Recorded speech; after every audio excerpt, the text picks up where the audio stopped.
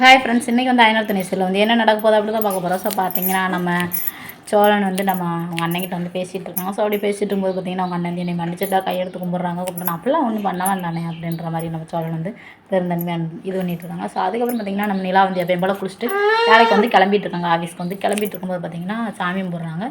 நம்ம சேரன் வந்துட்டு எப்பயும் போல் வந்து காப்பி வந்து போட்டுருந்தா நிலா அப்படின்னு சொல்லிட்டு வந்து கொடுக்குறாங்க. கொடுக்கும்போது பார்த்திங்கன்னா நம்ம நிலா அதை வாங்காமல் சாமி கும்பிட்டுருக்காங்க.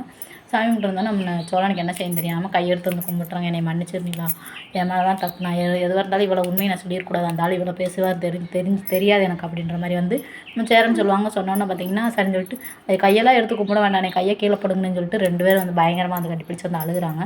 ஸோ அழுதுட்டு இருக்கும்போது பார்த்திங்கன்னா சரின்னு சொல்லிட்டு நம்ம சோழன் வந்து எப்போ எந்த வந்து சொல்லிடக்கூடாதுனே அப்படின்னு சொல்லிட்டு வந்துட்டு நம்ம சோழன் வந்து என்ட்ரி ஆகுறாரு. என்ட்ரி ஆனோன்னா, ஆமாம் நீங்கள் ரொம்ப யோகியம், உடனே நீங்கள் அண்ணனை குறை சொல்ல வந்துட்டீங்க, உங்கள் வேலை ஏதாவது மட்டும் பாருங்கள் அப்படின்ற மாதிரி வந்து நம்ம நிலா வந்து சோழனை வந்து எப்பயும் அது வந்து திட்டி விட்டாரு. உடனே பாண்டி வந்து சொல்கிறாங்க, உனக்கு தேவைதாண்டா அப்படின்ற மாதிரி வந்து சொல்கிறாங்க. நடேசர் வந்து சொல்கிறாங்க, அவங்க அண்ணன் தங்கச்சி பாசத்தை விட எம்மா எங்கேயுமே கிடையாது அப்படின்ற மாதிரி வந்து நம்ம நடேசர் ஒரு பக்கம் வந்து காமெடி பண்ணிகிட்ருக்காரு.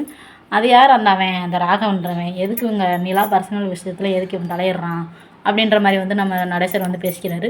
ஸோ அதுக்கப்புறம் வந்து நிலா வந்து எப்பயும் போல் வந்து ஆஃபீஸ்க்கு வந்து கிளம்பிட்டு இருக்காங்க.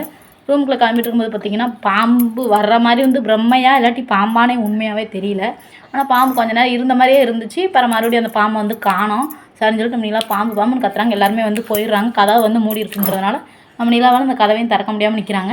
சரின்னு சொல்லிட்டு பார்த்தீங்கன்னா அதுக்கப்புறம் வந்து பிரம்மையான மாதிரி பாம்பு ஒரு நிமிஷத்தில் வந்து கண்ண மூடி திறக்காங்க. பாம்பையே காணோம். எல்லாரும் வந்து வெளியே நிற்கிறாங்க. நிற்கும்போது பார்த்தீங்கன்னா சரின்னு சொல்லிட்டு நம்ம நிலா இருந்துட்டு கத்தவும் வந்து கதை வந்து திறந்துடுறாங்க. பாம்புன்னு சொல்கிறாங்க. சரின்னு சொல்லிட்டு இவங்க வந்து கம்பெல்லாம் எடுக்காமல் வந்து பாம்பு உள்ள போங்க. கலா வந்துட்டு எங்கே சும்மா போகிறீங்க, பாம்பை என்ன செய்ய போகிறீங்க, தூக்கி மொத்தமாக கொடுக்க போகிறீங்க, கம்பெட்டு போங்க அப்படின்ற மாதிரி வந்து பாம்பு கம்பெல்லாம் எடுத்துகிட்டு உள்ளே போய் பார்க்குறாங்க. நான் பாம்பே உள்ளக்கல்ல.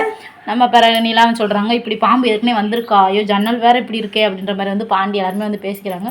பாம்பு வர்றதுக்கான இவ்வளோ ஐடியா இருக்குது, நம்ம எப்படியாவது வந்து ஜன்னல் எல்லாத்தையும் வந்து சரி பண்ணி கொடுக்கணும் அப்படின்றாங்க. உடனே நிலா இருந்துட்டு சொல்கிறாங்க, எப்படின்னா நிம்மதியாக நான் இந்த வீட்டில் இருக்க போகிற ஒரு வீடுன்றது ஒரு சேஃபுக்காக தானே அப்படின்ற மாதிரி வந்து நிலா பேசுகிறாங்க.